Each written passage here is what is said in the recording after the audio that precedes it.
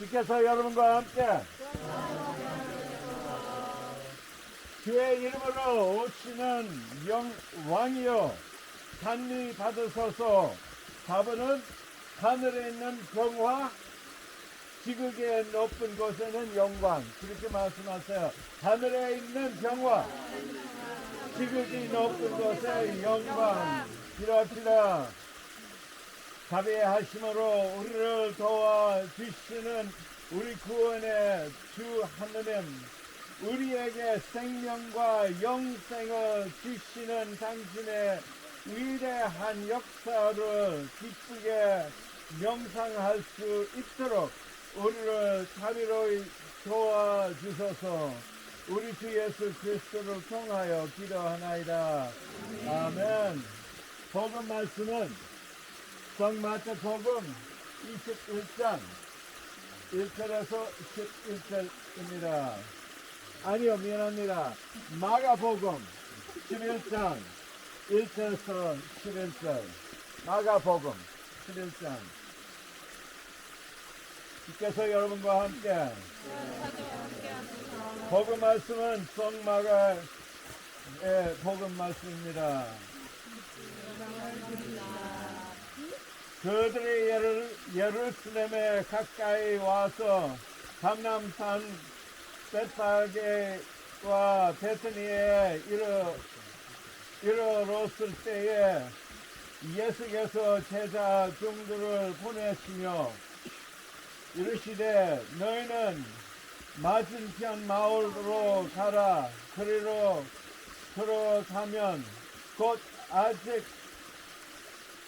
아무도 다 보지 않는 나귀의 새끼가 매여 있는 것을 보리니 도로 끌고 오라. 만일 누가 너희에게 왜 이렇게 하느냐 묻거든 주가 쓰시겠다 하라. 그러하면 즉시 이르러 보내리라 하시니 제자들이 가서 본적 나귀의 새끼가 문 앞에 거리에 매여 있는지라 그것을 보니 거기서 있는 사람 중 어떤 이들이 이르되 나귀 새끼를 풀어 무엇 하려느냐 하며 제자들이 예수께서 이르시대로 말한데 이에 허락하는지라. 나귀 새끼를 예수께로 끌고 와서 자기 들에 겉옷을 그 위에 얹어 놓으며 예수께서 다시는 많은 사람들은 자기들의 겉옷을 또 다른 이들은 들에서 벤 나뭇가지를 길에 펴며 앞에서 가고 뒤에서 따르는 자들의 소리 질러대 헛사나 찬송하리로다. 주의 이름으로 오시는 이여 찬송하리로다. 오는 우리 주 조상 다윗의 나라여 가장 높은 곳에서 호사나 하더라. 예수께서 예루살렘에 이르러 성전에 들어가사 모든 것을 둘러보시고 때가 이미 좀 물매였던 제자들을 데리시고 베다니에 나가십니다. 이것은 주님의 복음 말씀입니다.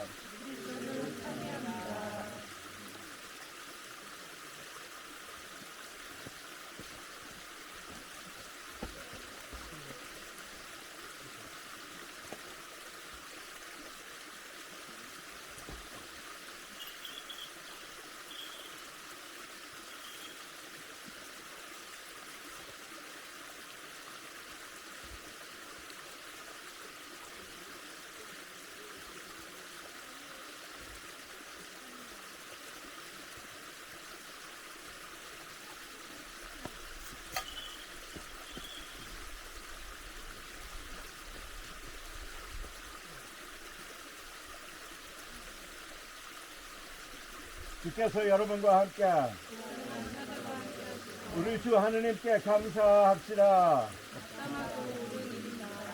전능하신 하느님 당신의 성자이신 우리 주 예수 그리스도를 통하여 우리를 구원하신 사랑의 역사에 대해 주께 찬미를 드리는 마땅하고 옳은 일입니다.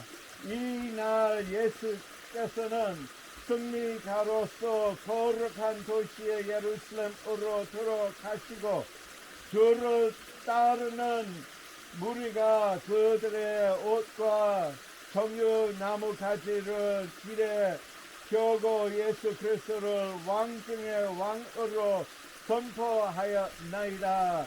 이 나무 가지가 예수의 승리의 표시가 되게 하시며 저것을 구세주의 이름으로 간직하는 우리가 예수를 우리 왕으로 환호하게 하시며 그를 따라 영생의 길을 걷게 하소서. 그는 성령과 함께 지금과 영원히 사시며 다스리시나이다. 아멘.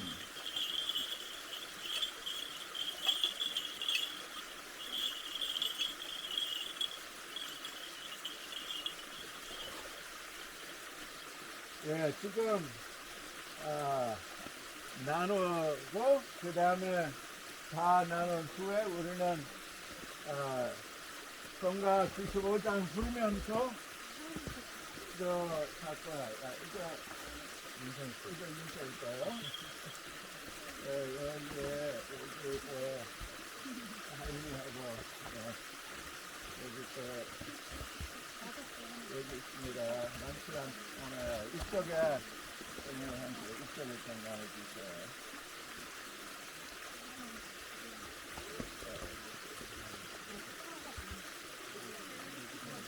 여기 있습니다. 여기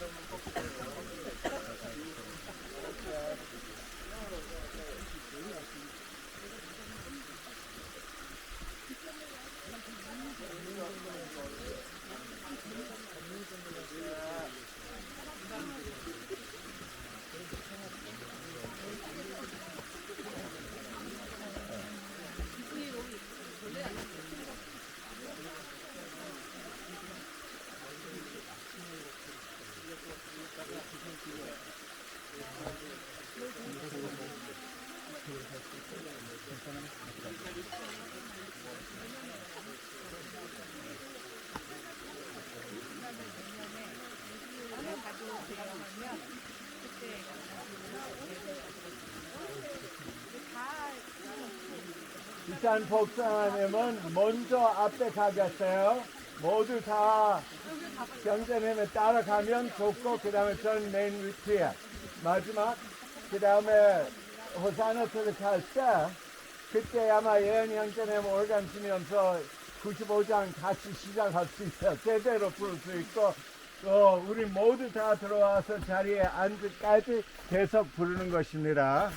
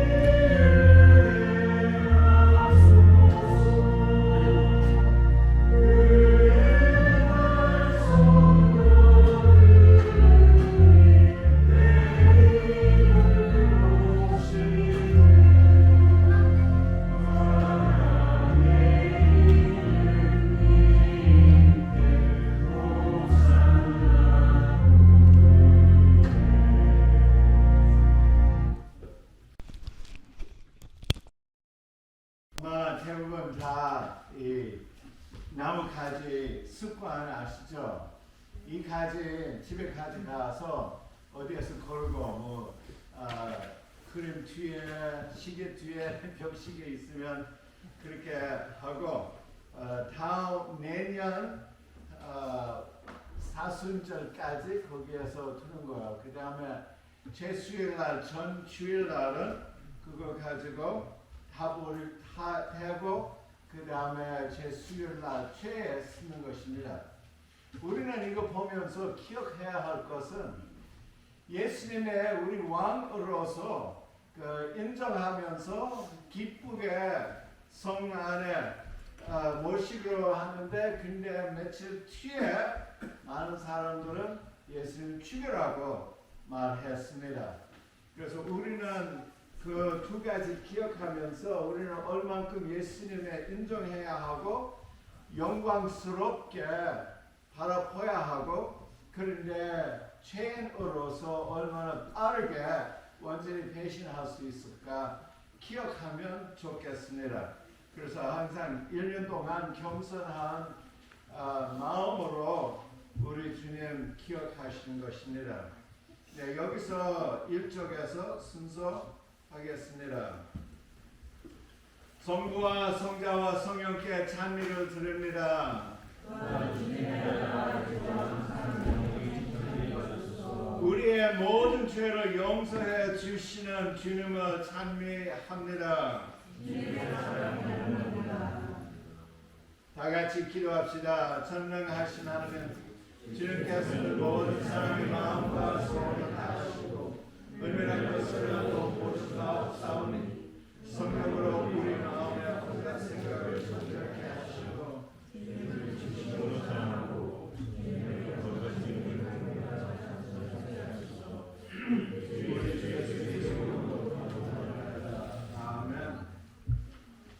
25쪽 거룩하신 하나님, 거룩하신 하나님,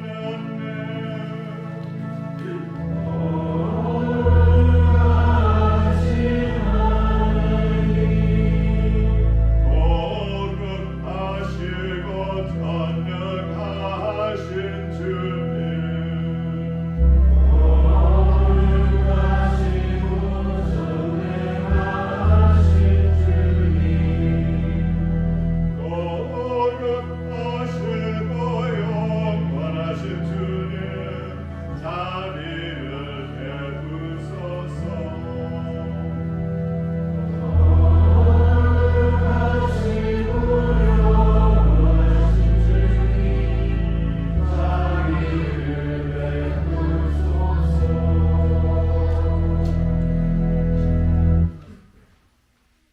주께서 여러분과 함께 기도합시다. Almighty and ever-living God, in thy tender love for the human race, thou didst send thy Son, our Savior, Jesus Christ, to take upon him our nature and to suffer death upon the cross, giving us the example of his great humility. Mercifully grant that we may walk in the way of his suffering and also share in his resurrection through Jesus Christ our Lord, who liveth and reigneth with thee in the Holy Spirit, one God, forever and ever. Amen. 전능하시고 영생하신 하나님, 이 세상 사람들을 지극히 사랑하시어 당신의 성자 우리 구세주 예수 그리스도를 보내시어 우리 인간의 본성을 취하게 하시고 십자가에 못 박혀 죽게 하심은 세상 사람으로 그 크신 겸손을 본받게 하심이로소이다. 겸손히 피오니 우리도 예수의 순환의 길을 걷게 하시며 그의 부활에 참여케 하소서. 성부와 성령과 함께 지금과 영원히 사시며 다스리시는 한 하나님 우리 주 예수 그리스도를 통하여 기도하나이다. 아멘. 제1복서 구약성경 말씀은 이사야입니다. 이사야 50장 4절에서 9절까지의 말씀입니다.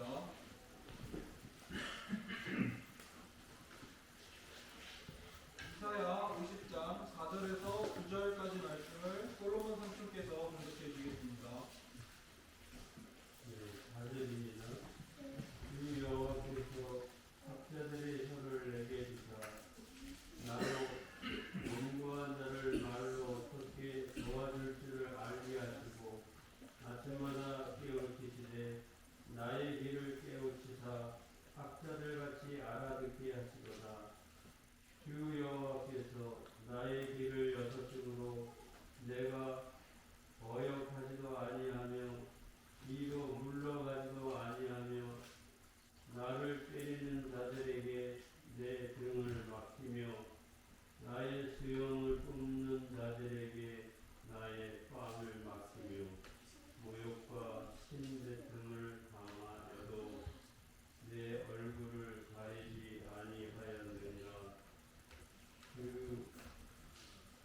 주 여호와께서 나를 도우심으로 내가 부끄러워하지 아니하고 내 얼굴을 부싯돌같이 굳게 하였으므로 내가 수치를 당하지 아니할 줄 아노라.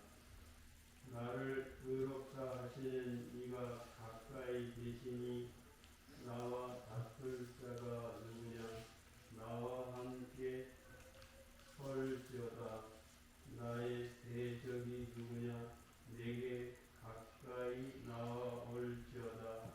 보라, 주 여호와께서 나를 도우시리니 나를 정죄할 자 누구냐.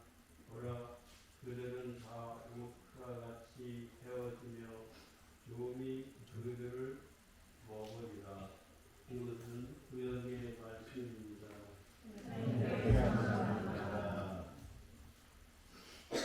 성시 정편 말씀은 시편 31편 9절부터 16절까지의 말씀입니다.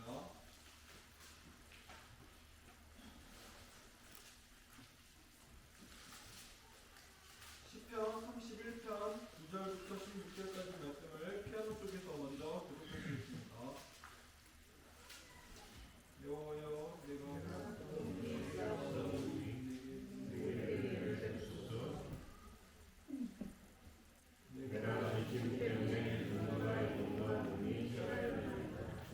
내 일생을 숲으로 보내며 나의 여름으로 치고 보내며 내 길을 나의 나의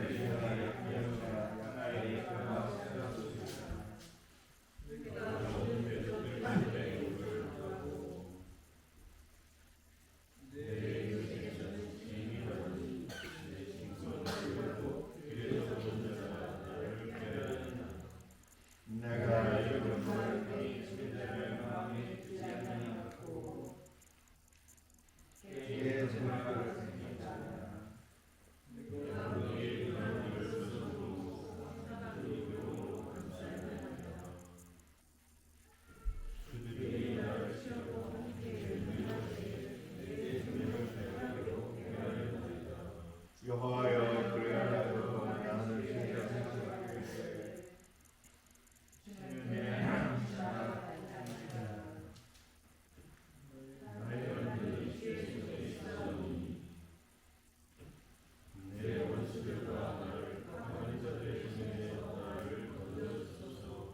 죄의 얼굴을 죄인에게 비추시고 죄의 상함으로 우리를 구하소서.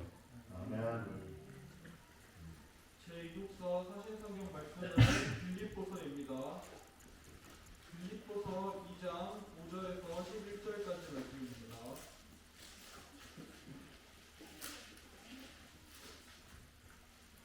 빌립보서 2장 5절에서 11절까지 말씀을 제가 봉독하겠습니다. 너희 안에 이 마음을 품으라.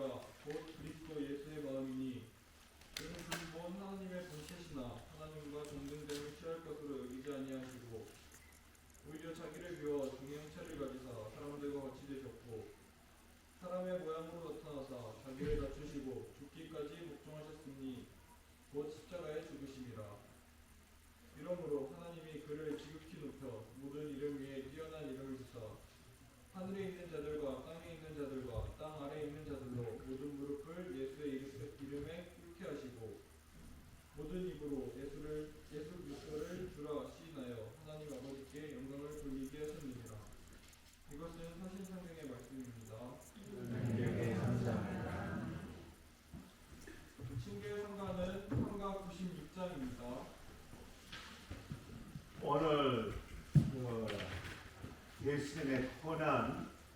말씀은 길게 낭독하신 것입니다. 그래서 형제는 3명이 나와서 이것은 그대로 읽겠습니다. 그동안 우리는 집중하고 어떤 데가 침묵도 해야 하고 그래서 알려주시는 대로 하면 좋겠습니다. 하기 전에 저는 또 유형 복음 말씀 위해서 유형도 보이겠습니다.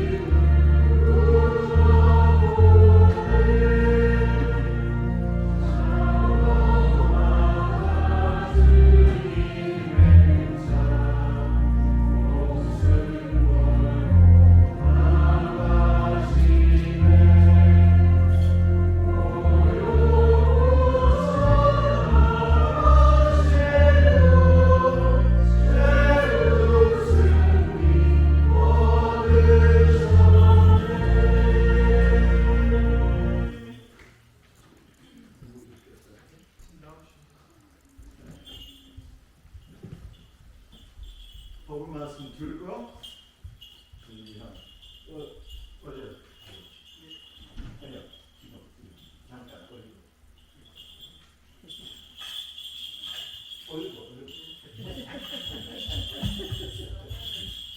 이거 복음 말씀 유형 부르는 거예요. 사람들 아닌 거.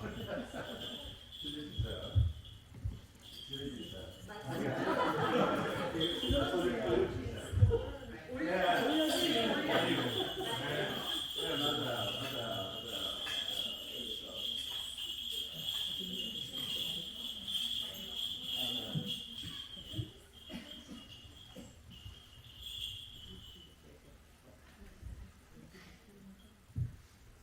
마가가전은 거룩한 순환복음입니다. 마을절 이틀 전, 무교절 이틀 전이었다. 대사제들과 율법학자들은 어떻게 하면 몰래 예수를 잡아 죽일까 하고 궁리하였다. 그러면서 백성들이 소동을 일으킬지 모르니 축제 기간만은 피하자고 했다. 예수께서 베다니에 있는 나병 환자 시몬의 집에 계실 때 일이다.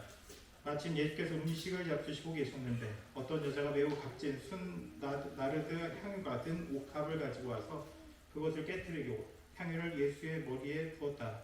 그러자 거기 있던 몇 사람은 매우 분개하여 아이, 향유를 왜 이렇게 낭비하는가?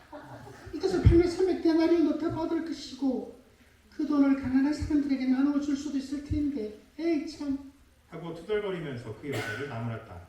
그러자 예수께서는 참견하지 말아라. 이 여자는 나에게 가득한 일을 했는데 왜 괴롭히느냐. 가난한 사람들은 언제나 너희 곁에 있으니 도우려고만 하면 언제든지 도울 수가 있다. 그러나 나는 언제까지나 너희와 함께 있지는 않을 것이다. 이 여자는 내 장례를 위하여 미리 대범이 향유를 부은 것이니 자기가 할 수 있는 일은 다 한 것이다. 나는 분명히 말한다. 온 세상 어디든지 복음이 전해지는 곳마다 이 여자가 한 일도 알려져서 사람들이 기억되게 될 것이다. 하고 말씀하셨다. 그때 12제자의 하나인 가룟 사람 유다가 대사제들을 찾아가서 예수를 넘겨주겠다고 하였다. 그들은 유다의 말을 듣고 기뻐하며 그에게 돈을 주겠다고 약속하였다. 그래서 유다는 예수를 넘겨줄 기회만 엿보고 있었다. 무교절 첫날에는 과월절 양을 잡는 풍습이 있는데 그날 제자들이 예수께 선생님께 드릴 과일절 음식을 저희가 어디서 차렸으면 좋겠습니까? 하고 물었다. 예수께서는 제자 2사람을 보내시며 성 안에 들어가면 물동이에 물을 길어가는 사람을 만날 터이니 그를 따라가거라. 그리고 그 사람들이 들어가는 집의 주인에게 우리 선생님이 제자들과 함께 과활절 음식을 나눌 방이 어디 있느냐고 하십니다 하고 말하여라. 그러면 그가 이미 자리가 다 마련된 큰 2층 방을 보여줄 터이니 거기에다 준비해 놓아라. 하고 말씀하셨다. 제자들이 떠나 성 안으로 들어가 보니 과연 예수께서 말씀하신 대로였다. 그래서 거기에다 과월절 음식을 준비하였다. 날이 저물자 예수께서 12제자를 데리고 그 집으로 가셨다. 그들이 자리에 앉아 음식을 나누고 있을 때 예수께서 나는 분명히 말한다. 너희 가운데 한 사람이 나를 배반할 터인데 그 사람도 지금 나와 함께 먹고 있다. 하고 말씀하셨다. 이 말에 제자들은 근심하여 저마다 저는 아니겠지요? 진 아니겠지. 하고 물었다. 예수께서는 그 사람은 너희 12 중에 하나인데 지금 나와 한 그릇의 빵을 적시는 사람이다. 사람의 아들은 성서에 기록된 대로 죽을 터이지만 사람의 아들을 배반할 그 사람은 참으로 불행하구나. 그는 차라리 세상에 태어나지 않았더라면 더 좋았을 뻔했구나. 하고 말씀하셨다. 그들이 음식을 먹고 있을 때 예수께서 빵을 들어 축복하시고 제자들에게 떼어 나눠 주시며 받아 먹어라. 이것은 나의 몸이다. 하고 말씀하셨다. 그리고 잔을 들어 감사 기도를 드리신 다음 제자들에게 건네시며 그들은 잔을 돌려가며 마셨다. 그때 예수께서 이렇게 말씀하셨다. 이것은 나의 피다. 많은 사람들을 위하여 내가 흘리는 계약의 피다. 잘 들어두어라. 하나님 나라에서 새 포도주를 마실 그날까지 나는 결코 포도로 빚은 것을 마시지 않겠노라. 그들은 찬미의 노래를 부르며 올리브산으로 올라갔다. 예수께서 제자들에게 내가 칼을 들어 목자를 치리니 양떼가 흩어지리라. 기록되어 있는 대로 너희는 모두 나를 버릴 것이다. 그러나 나는 다시 살아나서 너희보다 먼저 갈릴레아로 갈 것이다. 하고 말씀하셨다. 그러자 베드로가 나서서 아이고, 모든 사람이 주님을 버릴지라도 저는 주님을 절대 버리지 않겠습니다. 하고 말하였다. 예수께서는 베드로에게 내 말을 잘 들어라. 오늘 밤 닭이 2번 울기 전에 너는 3번이나 나를 모른다고 할 것이다. 하셨다. 그러자 베드로는 더욱 힘주어 주님과 함께 죽는 한이 있더라도 결국 저는 주님 모른다고 안 할 겁니다. 하고 장담하였다. 다른 제자들도 다 같은 말을 하였다. 그들은 겟세마네라는 곳에 이르렀다. 예수께서 제자들에게 내가 기도하는 동안 여기 앉아 있어라. 하시고 베드로와 야고보와 요한만을 따로 데리고 가셨다. 그리고 공포와 번민에 쌓여서 내 마음이 괴로워 죽을 지경이니 너는 여기 남아 있어 깨어 있어라. 하시고 조금 앞으로 나아가 땅에 엎드려 기도하셨다. 할 수만 있다면 순환의 시간을 겪지 않게 해달라고 하시며 아버지께서는 무엇이든 다 하실 수 있으시니 이 잔을 나에게 거두어 주소서. 그러나 제 뜻대로 마시고 아버지의 뜻대로 하소서. 하고 말씀하셨다. 이렇게 기도하시고 나서 제자들에게 돌아와 보시니 그들은 자고 있었다. 그래서 베드로에게 시몬아, 자고 있느냐? 단 1시간도 깨어 있을 수 없단 말이냐? 유혹에 빠지지 않도록 깨어 기도하라. 마음은 간절하나 몸이 말을 듣지 않는구나. 하시고 다시 가셔서 같은 말씀으로 기도하셨다. 그리고 다시 돌아와 보니 그들은 여전히 자고 있었다. 그들은 너무나 졸려 눈을 뜨고 있을 수가 없었던 것이다. 그들은 무슨 말을 해야 할지 몰랐다. 예수께서 3번째 다녀오셔서 아직도 자고 있느냐? 아직도 쉬고 있느냐? 그나마 그만하면 넉넉하다. 자때가 왔구나. 사람들의 아들이 죄인들 손에 넘어가게 되었다. 일어나 가자. 나를 넘겨줄 자가 가까이 와 있다. 하고 말씀하셨다. 예수의 말씀이 채 끝나기도 전에 12제자의 하나인 유다가 나타났다. 그와 함께 대사제들과 율법학자들과 원로들이 보낸 무리가 칼과 몽둥이를 들고 떼지러 왔다. 그런데 배반자는 그들과 미리 암호를 짜고 내가 맞추는 사람이 바로 그 사람이. 붙잡아서 놓치지 말고 끌고 가시오. 고 일러 두었던 것이다. 그가 예수께 다가와서 오, 라비야. 하고 인사하면서 입을 맞추자 우리가 달려들어 예수를 붙잡았다. 그때 예수와 함께 서 있던 사람 하나가 칼을 빼어 대사제의 종의 귀를 쳐서 잘라버렸다. 그것을 보시고 예수께서 우리에게 이렇게 말씀하셨다. 칼과 몽둥이를 들고 잡으러 왔으니 내가 강도란 말이냐. 너희는 내가 전에 날마다 성전에 같이 있으면서 가르칠 때에는 나를 붙잡지 않았다. 그러나 오늘 이렇게 된 것은 성서의 말씀이 이루어지기 위한 것이다. 그때 제자들은 예수를 버리고 모두 달아났다. 몸에 고운 삼배만을 두른 젊은이가 예수를 따라가다가 사람들에게 붙들리게 되었다. 그러다 그는 삼배를 버리고 알몸으로 달아났다. 그들이 예수를 대사제에게 끌고 갔는데 다른 대사제들과 원로들과 율법학자들도 모두 모여들었다. 베드로는 멀찍이 떨어져서 예수를 뒤따라 대사제의 관저 안뜰까지 들어가서 경비들 틈에 끼어 앉아 불을 쬐고 있었다. 대사제들과 온 의회는 예수를 사형에 처할 만한 증거를 찾고 있었으나 하나도 얻지 못하였다. 많은 사람이 거짓 증언을 하였지만 그들의 증언은 서로 일치하지 않았던 것이다. 그러자 몇 사람이 일어나서 이렇게 거짓 증언을 했다. 우리는 이 사람이 나는 사람의 손으로 지은 이 성전을 헐어버리고 사람의 손으로 짓지 않은 새 성전을 사흘 안에 세우겠다 하고 큰 소리 치는 것을 돈 내리 있었지요. 그러나 이 증언을 하는데도 그들의 말은 서로 일치하지 않았다. 그때 대사제가 한가운데 나서서 예수께 이 사람들이 그들에게 이토록 불리한 증언을 하는데 그들은 왜 아무런 할 말이 없는가? 하고 물었다. 그러나 예수께서는 입을 다문 채 한마디도 대답하지 않으셨다. 대사제는 다시 그대가 과연 찬양을 받으실 하나님의 아들 그리스도인가? 하고 물었다. 예수께서는 그렇다. 너희는 사람의 아들이 전능하신 분의 오른편에 앉아 있는 것과 하늘의 구름을 타고 오는 것을 볼 것이다. 하고 대답하셨다. 이 말을 듣고 대사제는 자기 옷을 찢으며 이사 무슨 증거가 더 필요하겠소? 여러분은 방금 이 모독하는 말을 듣지 않았소? 자 이제 이 자를 어떻게 하면 좋겠소? 하고 묻자 사람들은 일제히 예수는 사형감이라고 단정하였다. 어떤 자들은 예수께 침을 뱉으며 그의 얼굴을 가리고 주먹으로 치면서 자 누가 때리는지 알아맞혀 보랴? 하며 조롱하였다. 경비들도 예수께 손찌검을 하였다. 그동안 베드로는 뜰 아래쪽에 있었는데 대사제의 요종 하나가 오더니 베드로가 불을 쬐고 있는 것을 보고 그의 얼굴을 유심히 들여다보며 어머, 당신도 저 나사렛 사람 예수와 함께 다니던 사람이군요. 하고 말하였다. 그러나 베드로는 무슨 소리입니까? 아닙니다. 나는 저 사람을 도무지 알 수가 없습니다. 하고 부인하였다. 그리고 베드로가 대문께로 나가자 그 여종이 그를 보고 곁에 있던 사람들에게 다시 저 사람은 예수와 함께해요. 하고 말하였다. 그러나 베드로는 이 말을 또다시 부인하였다.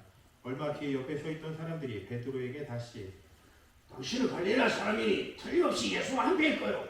하고 말하였다. 이 말을 듣고 베드로는 거짓말이라며 천벌이라도 받겠다고 맹세하면서 나는 당신들이 말하는 그 사람을 알지도 못한다니까요. 왜 그래요 자꾸? 하고 잡아떼었다. 바로 그때 닭이 두 번째 울었다. 베드로는 예수께서 닭이 두 번 울기 전에 내가 세 번 나를 모른다 할 것이다 하신 말씀이 머리에 떠올랐다. 그는 땅에 쓰러져 슬피 울었다. 날이 밝자 곧 대사제들은 원로와 율법학자들을 비롯하여 온 의회를 소집하여 의논한 끝에 예수를 결박하여 빌라도에게 끌고 가 넘겼다. 빌라도는 예수께 네가 유대인의 왕? 하고 물었다. 예수께서는 그것은 당신의 말이요. 하고 대답하셨다. 대사제들이 여러 가지로 예수를 고발하자 빌라도는 예수께 사람들이 저렇게 여러 가지 제목을 들어 고발하고 있는데 넌 아무 말이 들리지 않니요? 하고 다시 물었다. 그러나 예수께서는 빌라도가 이상하게 여길 정도로 아무런 대답도 하지 않으셨다. 명절 때마다 사람들이 요구하는 죄수하나를 놓아주는 관리가 있었다. 마침 그때 반란을 일으키다가 사람을 죽이고 감옥에 갇혀있던 폭도들 가운데 바라바라 하는 사람이 있었다. 군중은 빌라도에게 몰려가서 전례대로 죄수 하나를 놓아달라고 요구하였다. 빌라도가 그들에게 여러분 유대인의 왕 놓아달라는 것이에요? 하고 물었다. 빌라도는 대사제들이 예수를 시기한 나머지 자기에게 끌고 왔다는 것을 알고 있었던 것이다. 빌라도의 말을 듣는 대사제들은 군중을 선동하여 차라리 바라바를 놓아달라고 청하였다. 빌라도는 다시 군중에게 그 여러분이 유대인의 왕이라고 부르는 이 사람 그러면 어떻게 하면 좋겠어요? 하고 물었다. 그러자 군중은 십자가에 못 박으시오! 십자가에 못 박으시오! 하고 소리질렀다. 빌라도가 도대체 이 사람이 무슨 잘못을 했어요? 하고 물었으나 사람들은 더욱 악을 써가며 십자가에 못 박으시오! 하고 외쳤다. 그래서 빌라도는 군중을 만족시키려고 바라바를 놓아주고 예수를 채찍질하게 한 다음 십자가에 처하라고 내어주었다. 병사들은 예수를 총독관저들 안으로 끌고 들어가서 전 부대원을 불러들였다. 그리고 예수께 자주색 옷을 입히고 가시관을 엮어 머리에 씌운 다음 유대인의 왕 만세! 유대인의 왕 만세! 하고 외치면서 격리하였다. 또 갈대로 예수의 머리를 치고 침을 뱉으며 무릎을 꿇고 경배하였다. 이렇게 희롱한 뒤에 그 자주색 옷을 벗기고 예수의 옷을 도로 입혀서 십자가에 못 박으려 끌고 나갔다. 그때 마침 알렉산더 루포의 아버지 시몬이라는 기레네 사람이 시골에서 올라오다가 그곳을 지나가게 되었는데 병사들은 배를 붙들어 억지로 예수의 십자가를 지고 가게 하였다. 모두 일어서 주시기 바랍니다.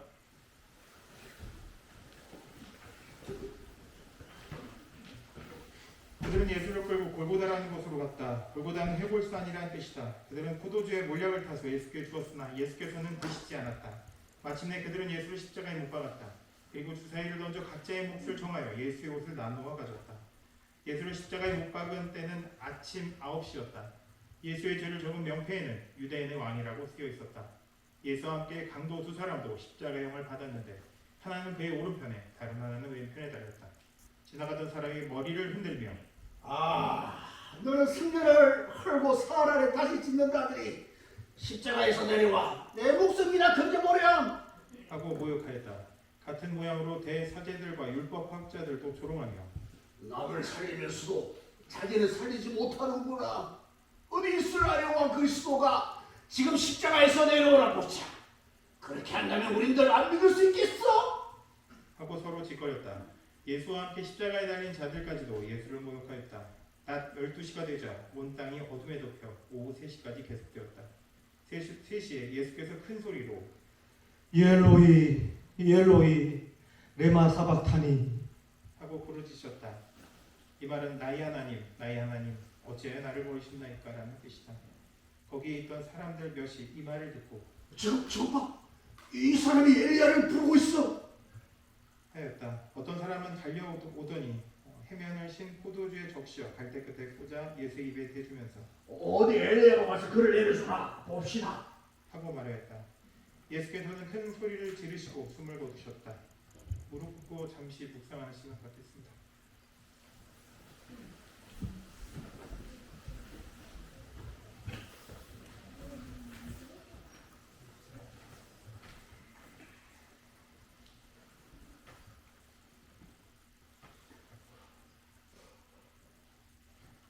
그때 성전 휘장이 위에서 아래로 두 폭으로 찢어졌다. 예수를 지켜보고 서 있던 백인 대장이 예수께서 그렇게 소리 지르고 숨을 거두시는 광경을 보고 이 사람이야말로 정말 하나님의 아들이었구나 하고 말하였다. 또 여자들도 먼 데서 이 광경을 지켜보고 있었는데 그들 가운데는 막달라 여자 마리아, 작은 야고보와 요셉의 어머니 마리아, 그리고 살로메가 있었다. 그들은 예수께서 갈릴레아에 계실 때 따라다니며 예수께 손들던 여자들이다.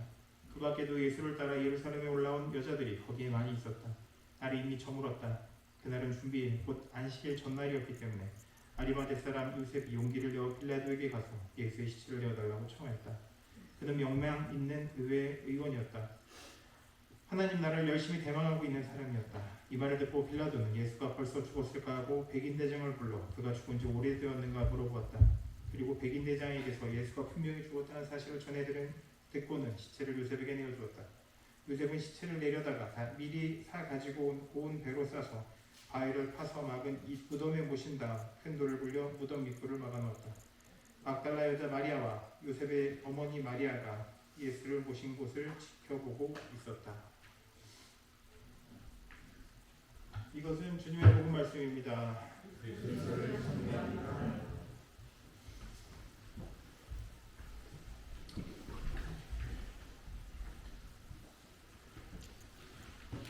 복음서 본문 내용은 A4 용지가 한 5장 정도 되더라고요. 그 외에 이제 다른 본문들 각자 합치면 그냥 A4 용지로 6장 정도 분량이에요. 그냥 읽고만 끝내도 돼요. 그리고 또 오늘 또 이렇게 나눠서 서로 읽었잖아요. 그래서 그냥 한번 읽고 끝내볼까라는 파격적인 시도를 해볼까 했는데 너무 파격적일 것 같아서 그렇게는 못했고요. 네, 이 말을 하는 이유가 지금 시계가 되게 안 보이는데 아마 오늘은 삼종을 치고 밥을 먹지 않을까라는 생각이 들어서 미리 말씀을 드려봅니다. 예, 오늘 복음서 내용이 많이 길었는데 오늘 복음서 내용을 간략하게 먼저 나눠보자면 마가복음 14장에서 시작할 때 대제사장들과 서기관들이 예수님을 죽일 계획을 세워요. 그리고 베다니아에서 옥합을 깨서 예수님께 향유를 붓는 여인의 이야기가 나와요. 그 이후에 바로 유다의 배신이 나오고 그 다음에 최후의 만찬을 해요. 그리고 베드로가 예수님을 부인할 것이라고 예언을 하세요. 베드로가 예언을 한 게 아니고 예수님께서 베드로가 부인할 것을 예언하신 거죠. 그리고 겟세마네 동산에서 기도하시는 모습이 나와요. 그리고 잡히시고 대제사장들과 서기관들에게 의미 없는 재판을 받아요. 그리고 나서 예수님께서 예언하셨듯이 베드로는 예수님을 3번 부인하게 되는 걸 볼 수 있어요. 이후에 빌라도와 대면을 하시고 판결받고 세상 사람들의 조롱과 핍박을 받고 그리고 십자가에서 죽으시고 무덤에 장사되는 것이 오늘 복음서의 전반적인 흐름이에요. 이 복음서 내용이 그 14장, 15장 2개의 장인데 쭉 내용을 대략 훑어보니까 한 못해도 12개 정도의 설교를 만들 수 있는 분량인데 12개면 30분씩 설교하면 6시간 설교할 수 있는 건데 제가 그렇게 하고 싶지 않고 제가 피곤할 것 같아서 그리고 한동안 묵상을 하면서 제가 준비했던 내용들이 있어요. 이 말씀을 계속 묵상해서 준비했는데 설교 하나도 안 넣었어요. 넣지 않았다기보단 넣지 못했어요. 원고를 작성했는데 준비했던 묵상 내용이 이제 들어가지지가 않는 거예요. 그래서 결국 그냥 다 빼버렸는데 아마 그 내용이 다 들어갔으면 그 작년 2월달에 제가 꼰대 설교를 한번 한 적이 있었는데 그때 많은 분들이 어려움을 표현하셨어요. 불편한 마음을 표현하셨는데 아마 그거보다 더 불편한 설교가 나오지 않았을까 예상이 되는데 다행히도 안 넣었습니다. 제가 여기서 여러분에게 질문을 던져보겠습니다. 예수님 만나보신 적 있으십니까? 예, 아무런 대답을 안 하시면 제가 보통 원고를 작성하면 디테일하게 작성할 때 이렇게 막 질문을 써놓듯이 이렇게 제가 질문을 딱 하고 옆에 가로하고 잠깐 기다리고 예라고 대답하면 뭘 한다 뭐 이런 식으로 써놓는데 대답을 안 하시면 제가 이대로 할 수가 없는 거예요. 예수님 만나보셨습니까? 네. 예. 사랑으로 오신 예수님 만나보셨습니까? 네. 예. 이렇게 이해하시면 제가 바로 거짓말이라고 얘기하는 거고 이렇게 써놨는데 공이 안 되네요. 우리가 만약에 그 사랑으로 오신 예수님을 직접 만나봤습니다라고 이야기한다면 그 사람이 2000년을 살지 않은 다음에는 방법이 없겠죠. 우리가 만났다고 하는 예수님은 사랑으로 오신 예수님을 직접 대면하지 못했어요. 우리는 직접 대면하지 못했고 말 그대로 우리가 뭐 잘 알고 있는 기독교에 가장 지대한 영향을 끼친 바울조차도 예수님을 육신의 모습으로 오신 예수님을 직접 대면하지 못했어요. 혹시 길 가다 봤을지 모르지만 우선 직접적으로 대면하지 못했어요. 사도 바울도 그 이후에 예수님을 만나게 되는 것 어떻게 보면 영적인 만남이 우선된다고 볼 수 있겠죠. 우리들도 예수님을 만났다라고 하지만 그건 실질적으로 나와 육신을 가지고 있는 예수님이 1대1로 눈으로 마주하고 만난 적은 없었어요. 그냥 말 그대로 내가 아는 건 영적으로 만난 예수님을 우리가 알고 있다는 거죠. 근데 우리가 직접 만나지도 못한 예수님을 어떻게 알게 됐고 믿게 됐을까요? 우린 성경을 통해서 예수님을 알게 됐어요. 예, 그리고 난 다음에 성령을 통해서 우리가 예수님을 믿는 믿음의 마음을 갖게 된다는 거죠. 그런데 여러분들이 예수님을 알고 믿는 것이 혼자서 성경 보고 성령 받아서 가능했던 걸까요? 아마 그런 분은 없을 거예요. 여러분들이 성경에 나오는 예수님을 알게 된 것은 누군가가 성경에 나온 예수님을 가르쳤기 때문에 알게 된 거예요.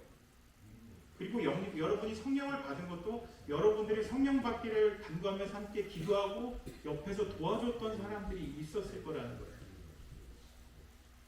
어떤 분은 사도 바울이 예수님을 만난 것을 직접적으로 만났다라는 표현을 해요.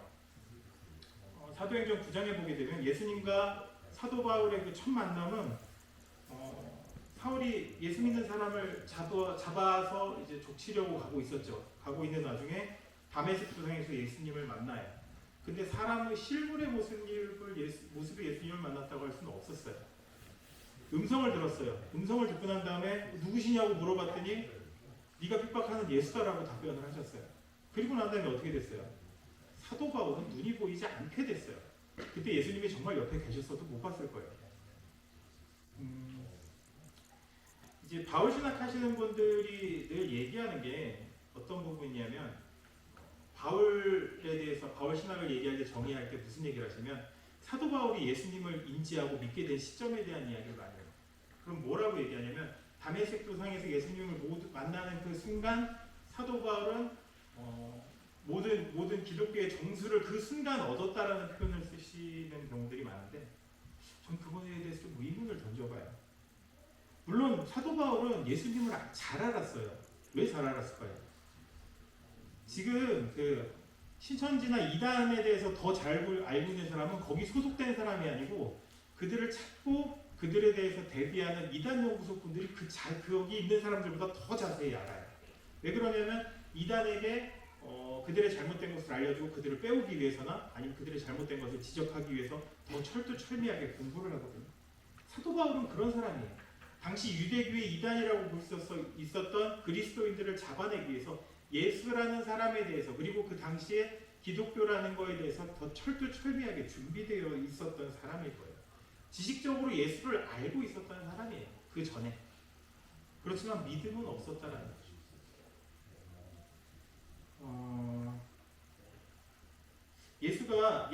사도 바울이 예수를 만나고 나서 회심을 했기 때문에 그가 그때 그리스도 교회의 모든 정수를 깨달았다고 하기보단 이미 지식적으로 알고 있었던 것이 방향성이 바뀌어버렸다는 거죠. 그가 회심하는 그 순간, 그 안에 성령이 임해서 회심하는 그 순간 그렇게 되었을 거라는 거예요. 그리고 여기 한 사람이 나와요.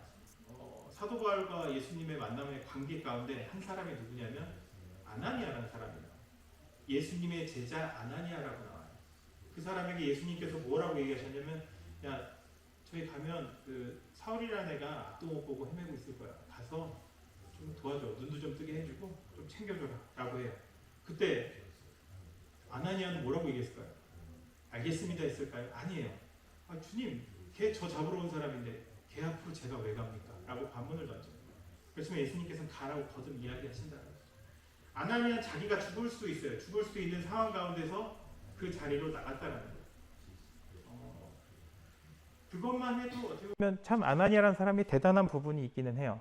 그래서 저 원래 예수원 들어왔을 때 신명 본인이 원하는 것도 받을 수 있다고 해서 원래 아나니아라는 신명을 받아볼까라는 고민을 살짝 했는데 사람들과 얘기하면 얘기할수록 이 아나니아를 아는 사람은 별로 없고요. 그 앞에 헌금 띄워 먹다가 부인이랑 같이 죽은 아나니아만 기억하고 계셔서 이 이름은 쓰면 나에게 마이너스겠구나 싶어서 그냥 주시는 이름을 쓰자 하고 해서 이제 멜키오라는 이름을 받게 된 건데 아나니아라는 사람이 결국은 이 사울이라는 사람이 예수를 믿게 하는데 지대한 도움을 줘요. 그의 눈도 뜨게 해주고 그에게 물로 세례도 베풀어요. 그리고 그가 성령 세례 받을 수 있도록 옆에서 돕는 역할을 감당했다라는 거예요. 물론 이 이후에 아나니아 이야기는 나오지 않아요.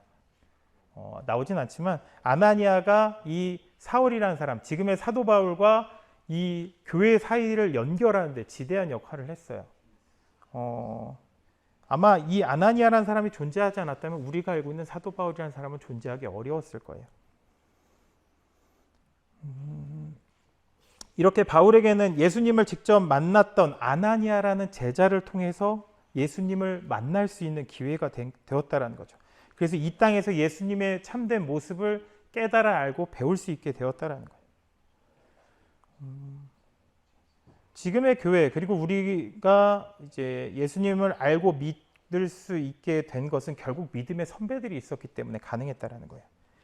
자신의 모습을 가르치고 보여준 예수 그리고 예수 그리스도의 모습을 봤던 그 제자들이 계속 내려가면서 그렇게 수많은 믿음의 선배들을 통해서 우리가 예수 그리스도를 직접적으로 보지 못했지만 알게 되고 믿게 되었다라는 거죠. 그런 믿음의 선배들, 시작을 찾아가면 누가 나올까요? 오늘 복음서에 나오는 제자들이 나올 거예요. 그 사람들 잘났나요? 뛰어났나요? 오늘 마가복음 14장에서 15절 내용만 봐도 참 처참하죠. 예수님께 비싼 향유를 부었다고 그거 아깝다고 막 난리를 치던 게 제자들의 모습이에요. 예수님께서 말씀하셔도 자기 고집 있어가지고 아니라고 빡빡 우기면서 자기 절대 예수님 배신 안 한다고 그러다 결국은 예수님 잡혀가는 순간 도망가던 베드로의 모습이에요. 겟세마네 동산에서 예수님께서 너무 고통스러워서 기도하고 있는데 돕지는 못할 만큼 옆에서 그냥 잠만 자던 그 모습이 그 제자들의 모습이라는 거예요. 예수님께서 잡히시던 그 순간 도망가기에 바빴던 것이 제자들의 모습이라는 거예요. 안타깝게도 우리의 믿음의 근간, 시작점은 이런 초라하고 찌질한 사람들이었어요. 옥합을 깨뜨려서 향유를 부어버린 것을 보고 그거 팔았으면 300데나리온 가지고 그거 가지고 가난한 사람을 도와주지라고 하면서 분노했던 그 모습. 그런 모습을 가진 제자들에게 예수님께서 말씀하셨던 게 야, 날 위해서 하는 게 그렇게 아깝냐? 난 이제 곧 죽을 거야. 그런 날 위해서 장례를 미리 준비해 준 건데 그게 그렇게 아깝냐? 그리고 너희 주변에 가난한 자들, 니들이 원할 때 아무 때나 도와줄 수 있어. 그런데 난 이제 니들 옆에 없을 거야. 라는 말씀을 하십니다. 그런 의미에서 주변의 가난한 자들을 위해서 우리가 얼마나 돕고 있나요? 지난 1월에 그 이사가 있었던 날 형제들이 대부분 나가셨어요. 원내의 형제라고는 손가락 금간 한우코 형제님, 다리가 불편한 기도현 형제님, 그리고 손목이 박살나서 그냥 아무것도 못하고 있는 저 3명이 남았어요. 점심상을 차리는데 자매님들이 한 분도 안 도와주셨어요. 다 여기 쪼르륵 앉아만 계시지 아무도 도와주지 않았어요.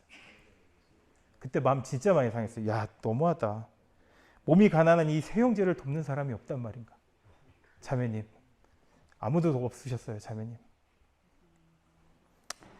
그런데 지난 회원 모임 후에 자매님들이 나눌 내용이 있다고 하셔서 자매님들은 따로 유아실에 올라가셨어요. 이날따라 간식 엄청 많이 나왔어요.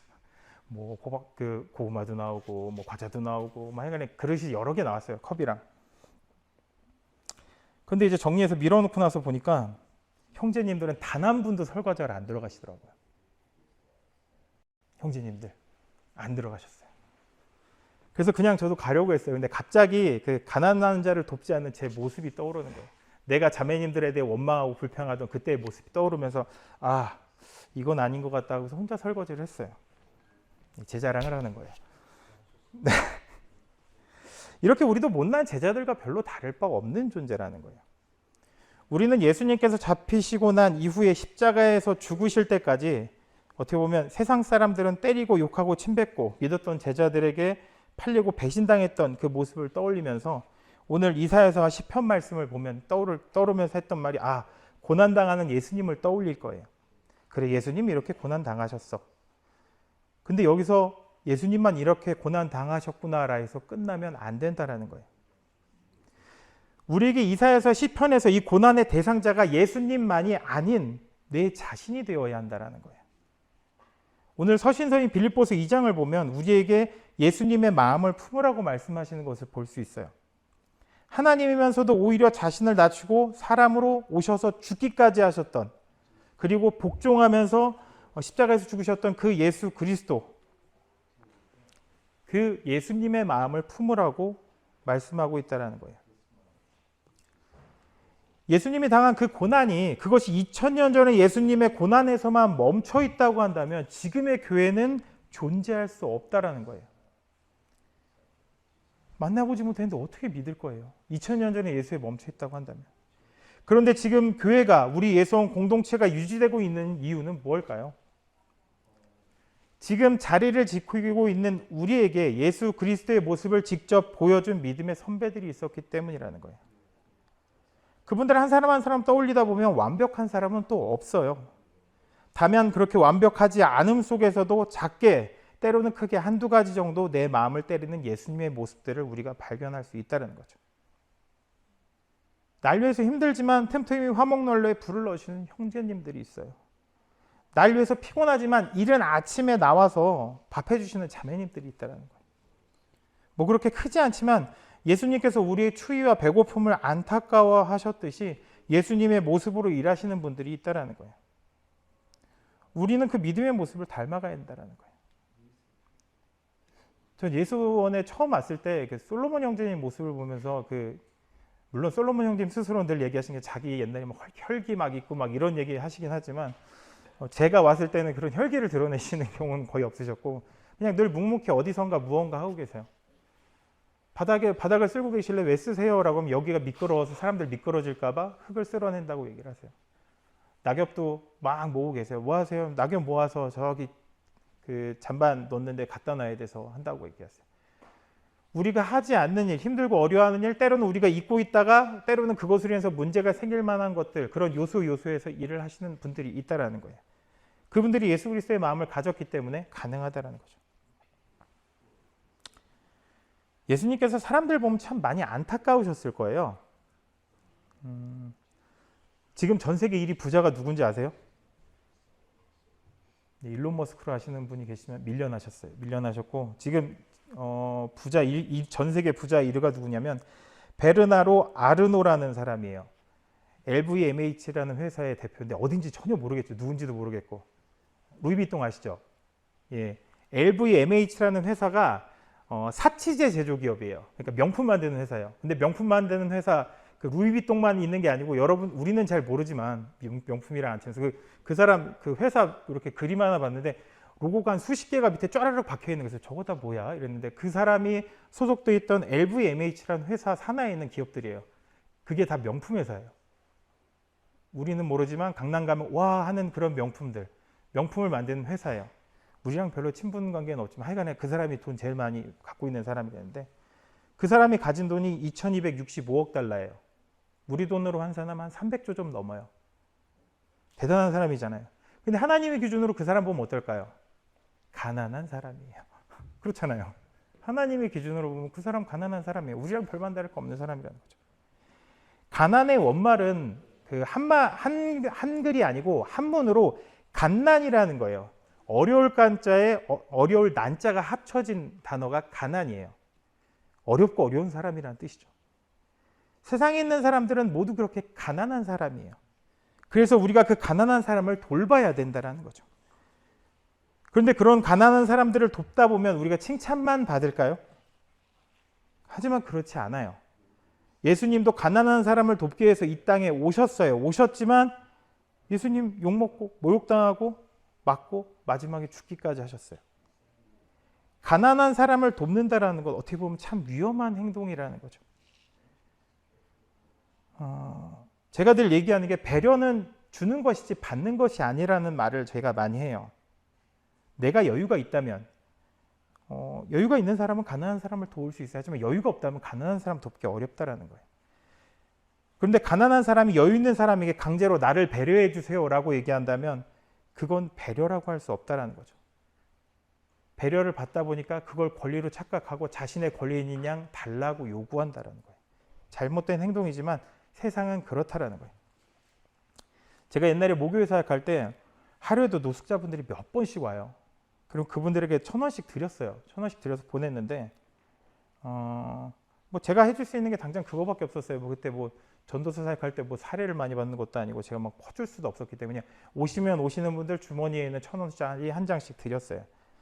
그러다 어느 날 제 주머니에 1,000원 한 장이 없었던 때도 있었어요. 근데 노숙자분이 오셨어요. 그래서 죄송한데 오늘은 제가 돈이 없네요 라고 해서 돌려보내려고 했는데 그분이 저에게 뭐라고 얘기했을까요? 왜 없냐고. 1,000원도 없어요 라고 하면서 따지는 거예요. 그 1,000원을 달라고 하는 거였어요. 근데 멍하니 있다. 이 사람이 나한테 돈을 맡겨놨나? 왜 이렇게 행동을 하지? 라는 생각이 들었던 거예요.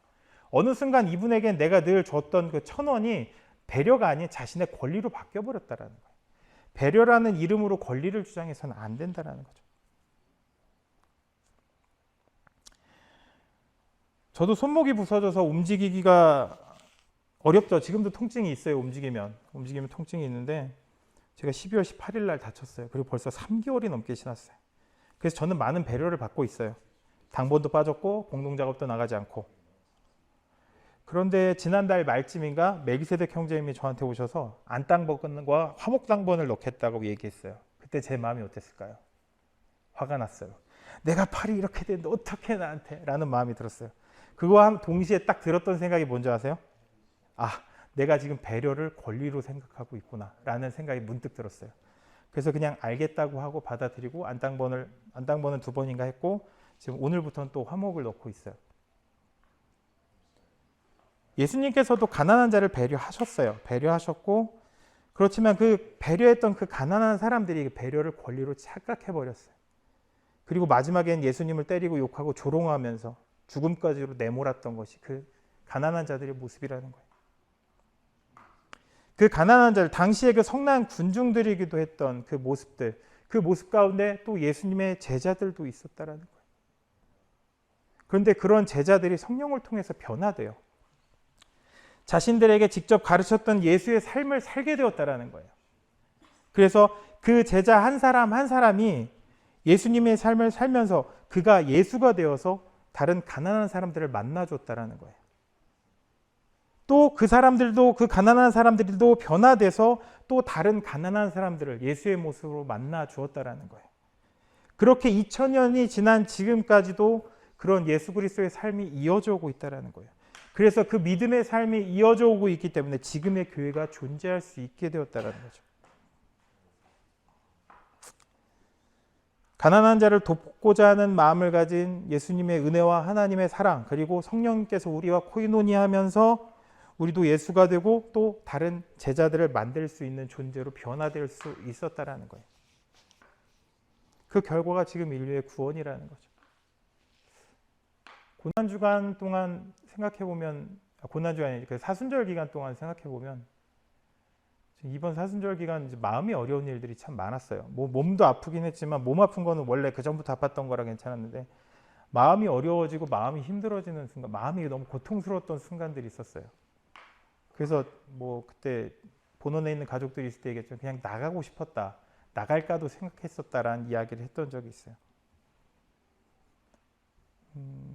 물론 관계 가운데의 문제도 있어요. 내 마음 중심의 문제도 있어요. 여러 가지 복합적으로 저를 너무 힘들게 했어요. 안팎으로 너무 힘들게 하다 보니까 그냥 나갈까라는 생각까지 할 만큼. 그래서 저는 곰곰이 생각하니까 이런 고난이 나에게 유익이 될 수 있을까라는 생각을 처음에 했지만 시간이 지나고 또 그런 강팍했던 마음을 갖고 있던 제 마음 가운데 특별한 이유도 없었어요. 이렇게 누가 와서 나를 위로해 준 것도 아니고 아무것도 없었죠. 어느 순간 그 마음을 누그러뜨리시는 주님을 만날 수 있게 됐어요. 그래서 이 고난의 시간에 내가 예수 그리스도의 고난에 참여해서 나에게 유익함이 있을 수 있구나라는 걸 조금씩 알게 됐어요. 우리가 예수 그리스도를 믿는 사람이라고 한다면 고난을 등한시해서는 안 돼요. 예수 그리스도를 더 열심히 전하는 만큼 우리에게 더 많은 고난이 함께할 거예요. 그때 그 고난을 피하면 안 되고 우리도 예수 그리스도께서 받으셨던 그 고난을 우리도 동일하게 받아야 한다는 거예요. 그러기 위해서 우리가 예수 그리스도의 제자가 된 삶을 산다라고 이야기하는 거예요. 예수님의 제자들 예수님과 동일하게 고난받다 다 죽었어요. 물론 자기 수명대로 산 요한 같은 사람도 있긴 하지만 고난받고 괴로움과 고통 가운데 살다가 그대로 죽었어요. 하지만 그들의 마음 가운데 그리스도의 향기를 나타냈다라는 것, 그리스도의 모습을 다른 이들에게 전파할 수 있었다라는 기쁨이 있었다라는 거예요. 우리에게도 그런 기쁨이 있고 그리고 우리가 더 많은 이들의 구원을 위해서 때로는 내가 고난당하고 핍박받고 비난당하고 욕먹는 순간이 있을지라도 그것을 감내할 수 있는 그런 믿음의 사람들이 되시길 기원하겠습니다. 기도하겠습니다. 아버지 하나님, 우리가 예수 그리스도의 고난을 떠올리며 주님은 나를 위해서 이렇게 고난받으셨구나, 고통 가운데 계셨구나라는 것을 알게 되지만 과연 우리가 그 고난에 얼마만큼 참여하는지는 모르겠습니다. 하지만 2000년이란 세월 동안 참 수많은 사람들이 예수 그리스도의 고난에 참여하였습니다. 그리고 그들이 그 고난과 고통 가운데 더 많은 이들에게 복음을 전할 수 있는 귀한 기회가 되기도 했습니다. 2000년이란 이 짧지 않은 시간 동안 예수 그리스도의 복음이 우리에게까지 내려올 수 있었던 것은 그 고난과 고통 가운데 있었던 예수님의 모습과 동일한 삶을 살았던 수많은 예수들이 있었기 때문에 가능했습니다. 이젠 우리가 고난과 고통 가운데서도 가난한 자, 힘들고 어려운 자를 돕고자 하는 귀한 마음을 가지고 그 고난과 고통을 감내할 수 있는 그런 예수의 모습을 닮은 자로서 작은 예수의 삶을 살아야 된다는 것을 잊지 않게 해주시고 우리가 그러한 삶을 살아 나아갈 때 이 세상 모든 이들에게 구원의 기회가 있고 우리들 마음 가운데도 주님의 구원의 기쁨이 함께할 것이라는 걸 늘 잊지 않게 해주셔서 그런 구원에 참여하는 자, 정말 예수 그리스도의 고난과 고통에 참여하기에 마지막 때 예수 그리스도의 그 기쁨과 모든 위로함과 평안함 그리고 영광 가운데 함께할 수 있는 귀한 믿음의 사람들이 될 수 있도록 주님께서 늘 이끌어 주시옵소서. 주의 사랑과 은혜를 늘 믿고 기대하며 살아계신 주 예수 그리스도 이름으로 감사하며 기도드렸사옵나이다. 아멘.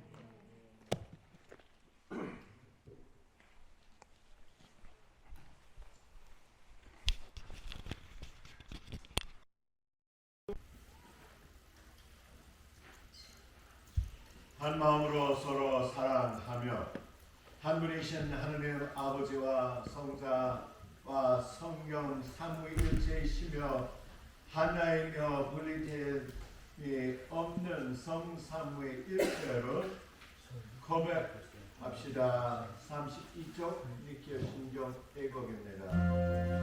우리는 나이다 하늘이시여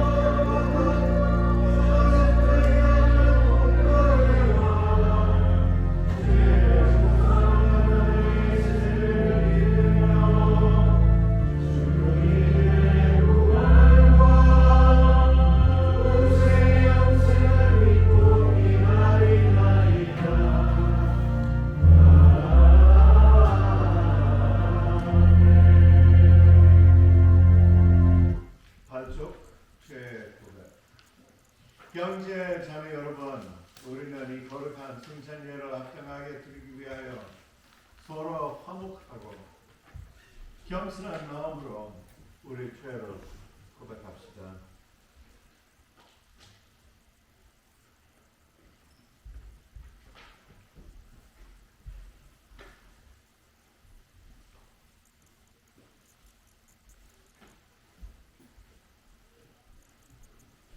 예수님께서 우리를 나를 위해 죽으셨던 그 고난과 고통을 알면서도 그 삶을 따르려고 하기보다 나는 조금 더 편하고 고통스럽지 않으려고 하는 삶을 살았는지 모르겠습니다.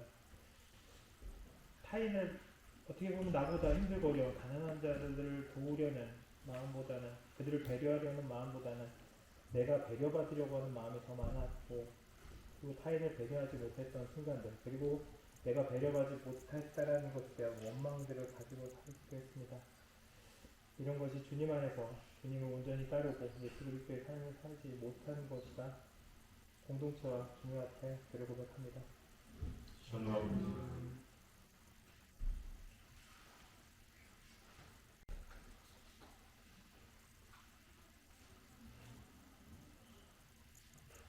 전능하신 하느님과 형제 자매들에게 고백하오니 내가 생각과 말과 행위로 많은 죄를 지었으며 그리스도의 몸을 사가였고 또한 자주 이물이 소리에 함으로써 나의 잘못된 이 빵과 포도주가 못쓰게 되었나이다. 내 탓이요 내 큰 탓으로서이다. 그러므로 간절히 바라오니 성모 마리아와 모든 성인들과 형제 자매들은 나를 위하여 하느님께 기도하여 나와 나의 재물이 예수의 흘리신 피로 말미암아 깨끗하게 하소서.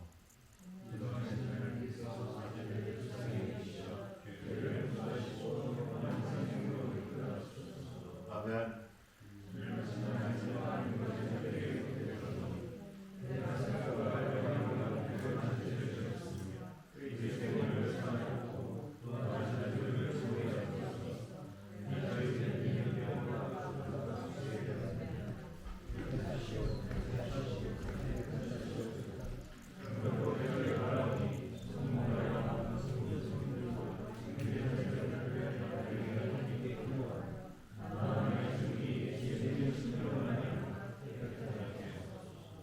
전능하신 하나님께서 형제 자매를 불쌍히 여기시어 죄를 용서하시고 영원한 생명으로 이끌어 주소서. 아멘. 여러분, 우리는 다 함께 그리스도의 몸을 이루고 있으며 각 사람은 그 지체입니다. 그 속에서는 자신을 희생하여 평화를 이룩하셨으니 우리도 하나님 안에서 하나가 됩시다. 주께서 여러분과 함께 서로 평화의 축복을 나눕시다.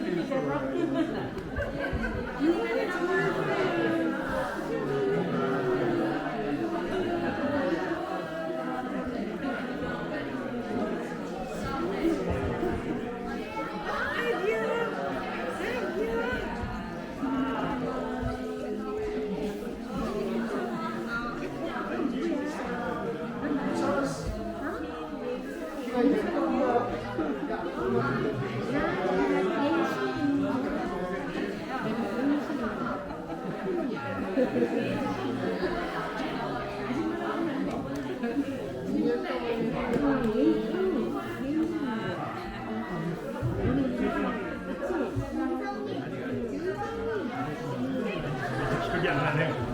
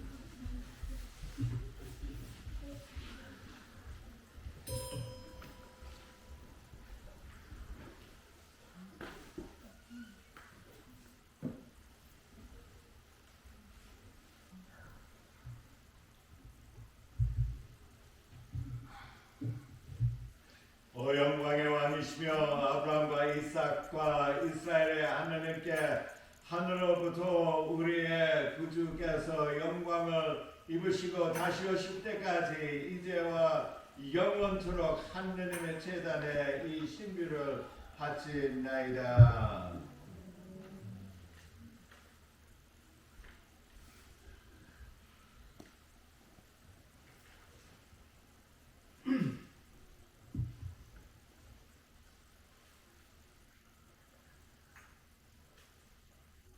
이 포도주로 잔에 드리나이다. 이 잔은 구원의 잔이나이다. 하느님의 아들의 허리에서 흘러내린 피를 기억하나이다.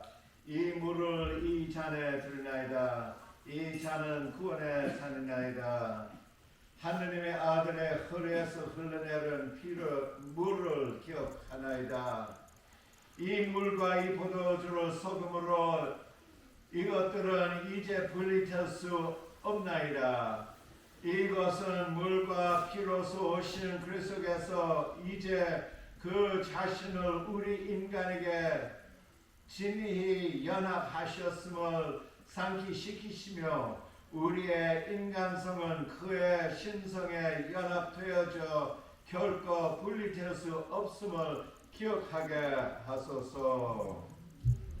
로카타 아도나이 엘로히누 멜카 올람 하모츠 레켐 민 하아렛 오늘의 주 하나님 찬미 받으소서. 주님의 너그러신 은혜로 우리가 땅을 읽고 얻은 이 빵을 주님께 바치오니 생명의 양식이 되게 하소서.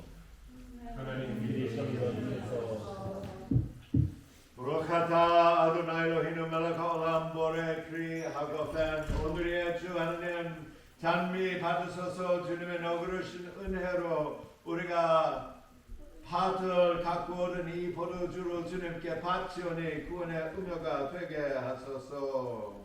하나님 미리 섬겨주소서.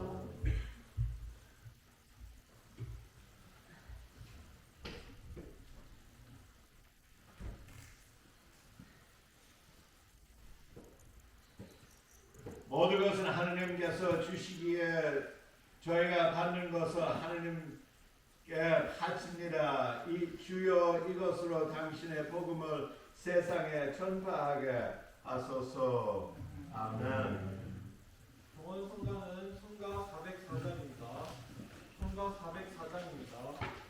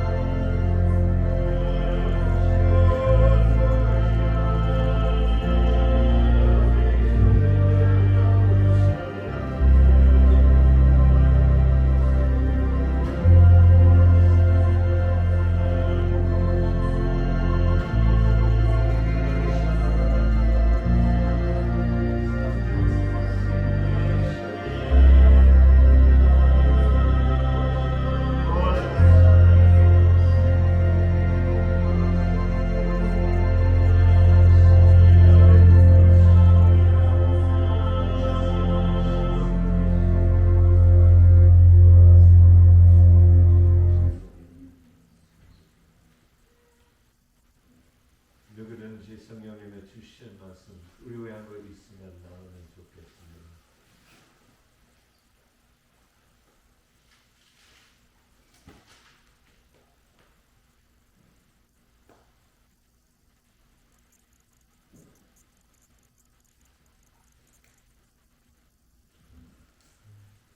하나님을 두려워하십시오. 제발 하나님을 두려워하십시오. 제발 하나님을 두려워하십시오.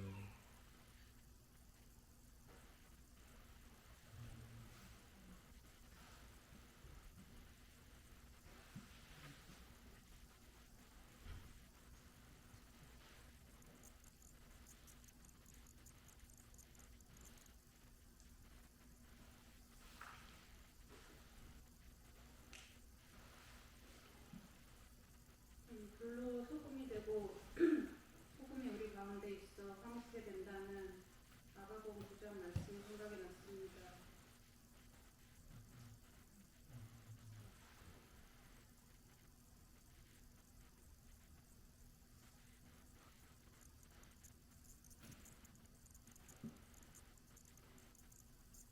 십조개입니다.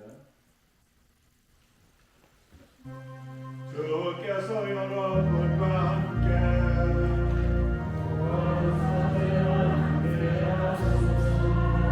마음을 든 높이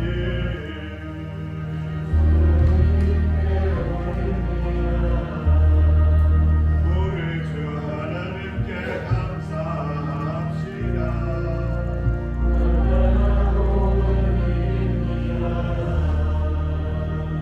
선명하신 하느님, 우리 주 예수 그리스도를 통하여 아버지께 언제 어디서나 감사와 즐거운 자도로 오르내리며 우리의 기쁨입니다. 그리스도께서는 우리 구원을 위하여 십자가에 죽기까지 순종하심으로 지어 십자가를 영광의 십자가로 바꾸시고 생명의 그것에서 생명을 찾게 하셨나이다. 그러므로 우리는 하늘의 모든 천사와 성도들과 함께 주님의 거룩하고 영광스러운 이름을 소리 높여 찬양하나이다. 35절 애곡입니다. 거룩하시다 거룩하시다 거룩하시도다 만군의 주 하나님 하늘과 땅의 영광 높은 데에 호산나 주의 이름으로 오시는 영광이 받으소서. 높은 데에 호산나. 이어서 11절입니다. 거룩하신 아버지 예수 그리스도를 통하여 우리의 기도를 들으시고 우리의 감사제를 받으시며 성령의 능력으로 예수 그리스도께서 말씀하신 그 거룩한 신비가 이루어지게 하소서. 그리스도는 아버지의 뜻이 기꺼이 복증하여 승천하시기 전날 밤에 빵을 들어 성부께 감사의 기도를 들으신 다음 빵을 떼시어 제자들에게 나눠주시며 말씀하셨나이다. 받아 먹으라. 이것은 너희를 위하여 주는 내 몸이니 나의 기념으로 이 예를 행하라. 아멘.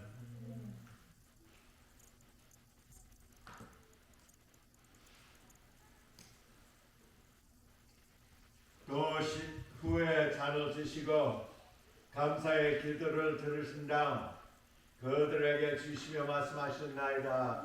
받아 마시라.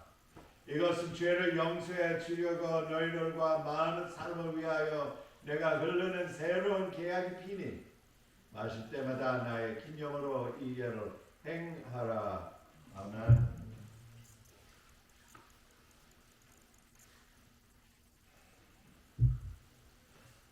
우리는 신앙의 신비를 선포합니다.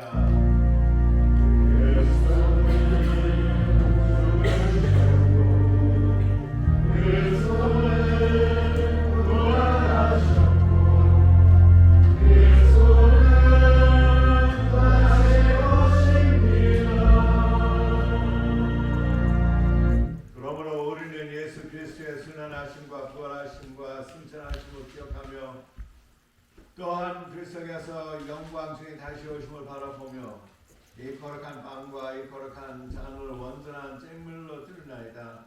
아버지 하나님이여, 이 제사를 받으시고 이 성사를 받는 모든 신자들을 성령의 힘으로써 예수 그리스도와 한 몸에 되게 하소서. 주님, 성령의 은혜를 보내소서. 성령께서 우리에게 거하시고 머무소서. 우리가 아버지 앞에 드리는 이 봉헌 임하소서. 봉헌을 축복하시고 성결케 하시어 이 빵과 이 포도주가 우리 주 예수 그리스도의 몸과 피가 되게 하소서. 빵과 포도주를 변화시켜 주시어 우리를 용서하시고 고치소서. 또한 치유하시고 새롭게 하시며 죽음으로부터의 부활에 대한 소망을 갖게 하시고 아버지를 기쁘시게 한 자들을 함께 천국에서 새로운 생명으로 살게 하소서. 우리 모두 연합되게 하시어서 사랑과 화평으로 하나 되게 하시고 우리를 하여금 한 몸과 한 영이 되게 하셔서 우리를 향한 부르심의 소망에 되게 하소서. 주님, 그리스도의 피로 대속함을 받는 한나이고 거룩하며 사도적인 공교회를 기억하소서. 하느님이 나타내시고 믿음을 지켜주시며 화평하게 하소서. 주님, 모든 선식자들과 성자께서 성부를 위하여 얻은 모든 이들을 기억하소서. 그리스도의 평강 안에서 죽은 모든 이들을 기억하소서 하시고 그들을 영원한 기쁨을 빛이 있는 것으로 인도하소서. 그들과 더불어 우리들의 유업을 받게 하시고 그리스도의 어머니 동정녀 마리아와 모든 성자와 사도들과 연합하게 하소서. 아버지를 찬양하며 아버지께서 사랑하시는 우리 주 예수 그리스도의 영광을 돌리나이다. 아멘. 지금 공동체 되도록 하겠습니다.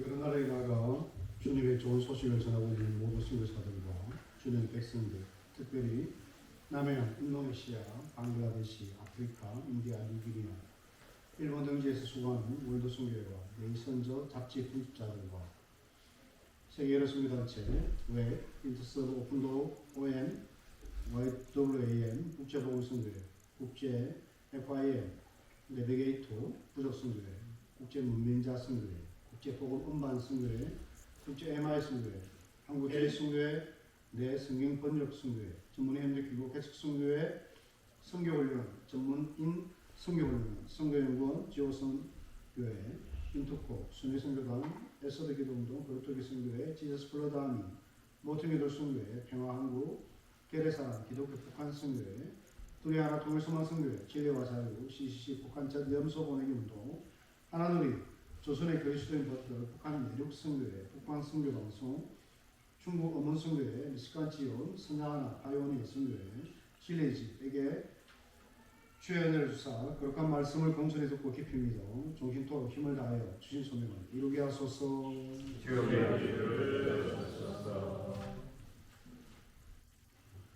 목회자들의 무소가 작년 10월 18일에서 11일까지 진행한 표본 조사에 의하면 대한민국의 개신교의 인구가 정점을 찍었던 2012년 22.5%에서 10년 만에 16.6%로 줄었으며 그중 20대에서 40대 사이는 무려 절반가량이 감소한 것으로 나타났습니다. 청소년의 교회 출석률은 64%인데 20대에 들었으면 55%로 떨어지고 있어 실제 부모의 신앙이 자녀에게 이어지는 전성률은 30%라고 합니다. 세상 유혹을 이길 수 있는 믿음의 단단함이 청소년 시기에 만들어지도록 가정과 교회가 연대하여 하나님을 만날 수 있는 영적 환경을 조성하고 무엇보다도 한국교회가 낭망치 않고 살아계신 하나님께 부르짖게 하소서. 매일 북한 뉴스는 기온이 떨어지기 시작한 지난해 가을부터 최근까지 북한 전역에서 결핵 환자가 급증하고 있는데 특히 공장이 많고 인구 밀도가 높은 평안남도에서 많이 발생한다고 전합니다. 북한의 우려 환경은 결핵을 진단하는 기술이나 시설이 부족하고 치료제도 절대적으로 부족해서 약물 치료 없이 자가 치료를 하거나 증상이 조금만 호전되면 약을 끊어버리기 때문에 완치되기가 어려운 형편입니다. 충분한 약과 의료 시설이 없어 결핵 환자가 증가하는 위험에 처한 북한을 긍휼히 여기시오 이들의 필요를 채울 모든 통로를 열어주시고 특별히 이 일을 오랫동안 섬겨온 기관들에게 지혜와 넉넉한 구원을 허락하여소서. 대한민국의 위상이 높아짐에 따라 전세계 186개국에서 학생들이 몰려와 2023년에는 20만 5,167명으로 역대 최고치를 찍었습니다. 갈수록 외국인이 입학 학생이 줄어 학교 유지가 어려운 대학 당국은 재정을 메꾸려는 취지에서도 유학생을 많이 받고 있는데 정작 대학의 현실은 학생들에 대한 실제적인 배려와 구설 조치가 부족하여 유학생들이 이탈하고 심지어 추방당하는 사례까지 있습니다. 캠퍼스 내 외국인 선교단체로 활동하는 ISF가 학부생, 석박사 연구생, 연구교수, 어학당 등 다양한 레벨의 학생들의 현실적인 필요를 잘 파악하여 섬기게 하시고 특별히 종교적인 색채가 강한 타종교 유학생들에게 하나님의 사랑이 흘러가서 지역교회와 잘 연결되게 하여소서. 지난해 6월에 전세사기 특별법이 시행되어 총 1만 3천 명이 전세사기 피해자로 인정받아 구제 대상이 되었지만 피해자가 당장 필요로 하는 피해금 구제와는 거리가 멀고 구제의 법적 조건을 충족시키지 못해 제외된 피해자들은 생활이 무너지는 어려움을 겪고 있습니다. 현인함께서는 전세사기 피해의 73%를 차지하는 사회초의 2030 청년 세대들을 돕고자 전국의 민간단체들과 협력해서 5개 도시에서 6월 초부터 3월 말까지 채무조정 상담 과정을 시작했는데 많은 이들이 이를 통해 실질적인 가이드를 받게 하시고 특별히 총선을 앞둔 이 시기에 정부와 정치권이 전세사기 피해자들의 목소리를 귀담았고 근본적인 문제 해결 방안을 마련하도록 이끌어주소서.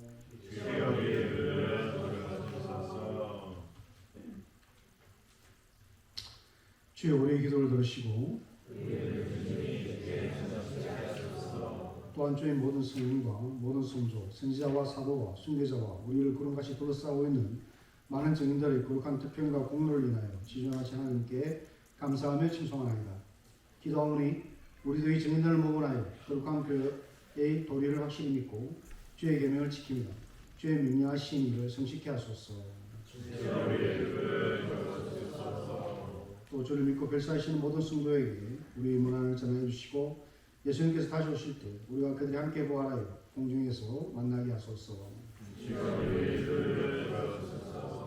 우리들의 중보 되신 예수 그리스도를 위하여 하나님 아버지께 간절히 구하옵나이다. 우리의 아버지시여 예수 그리스도를 인하여 대속함을 얻은 아버지의 교회 안에서 우리를 향한 아버지의 은혜와 사랑을 고백하며 끊임없이 찬양하나이다. 우리의 입을 열고 우리의 얼굴을 들어 아버지를 찬양하며 징성하나이다. 우리의 주 성자 예수 그리스도를 통하여 감사와 찬양과 징성을 드리나이다.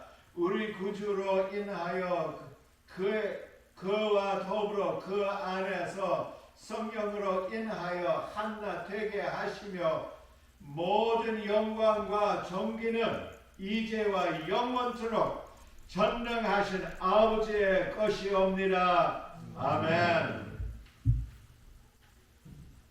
17쪽 주의 기도입니다.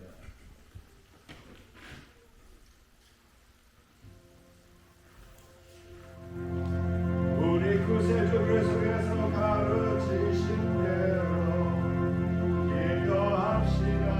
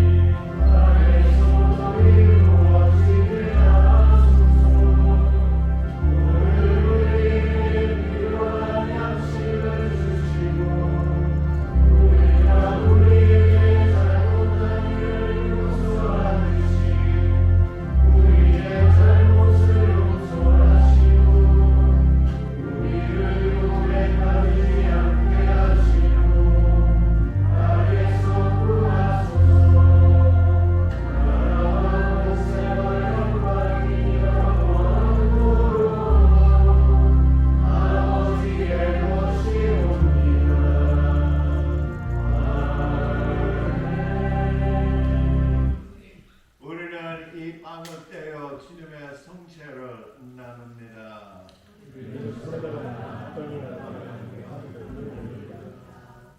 37쪽 하느님 어린 양 애곡입니다. 하나님 어린 양 세상의 죄를 세시는 주여 우리를 불쌍히 여기소서. 하나님 어린 양 세상의 죄를 세시는 주여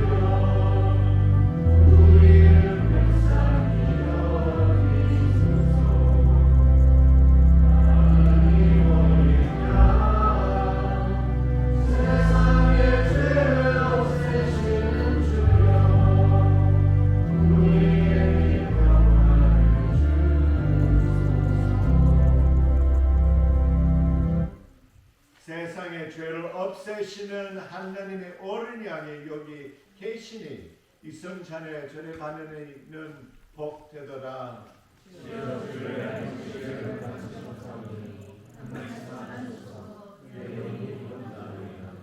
그리스도의 보혈로 나를 지키시어 영생에 이르게 하소서.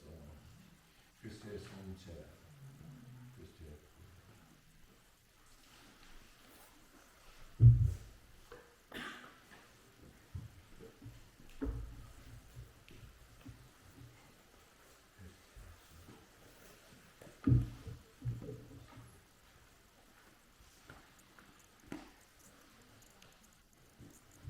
모두 성사무엘 제 이름으로 세례받는 사람들을 초대합니다. 전체 성가는 성가 397장입니다.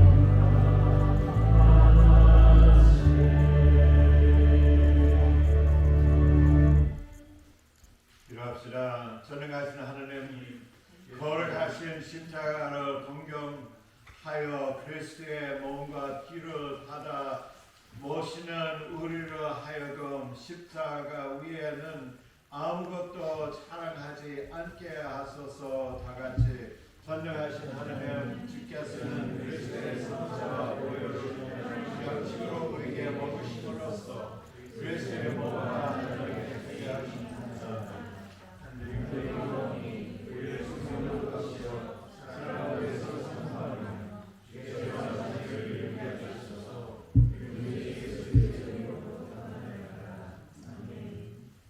주께서 여러분과 함께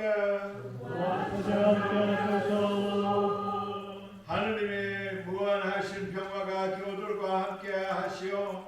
우리 주 예수 그리스도의 사랑 안에 항상 머물게 하시고 전능하신 하느님 성부와 성자와 성령은 여러분에게 강복하소서.